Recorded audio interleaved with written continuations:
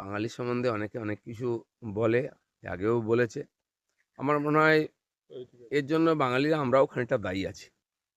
বাইরের লোক বলে দিলে সেন্টিমেন্টাল লাগে, কিন্তু সেন্টিমেন্টাল একটা কারণও থাকতে পারে।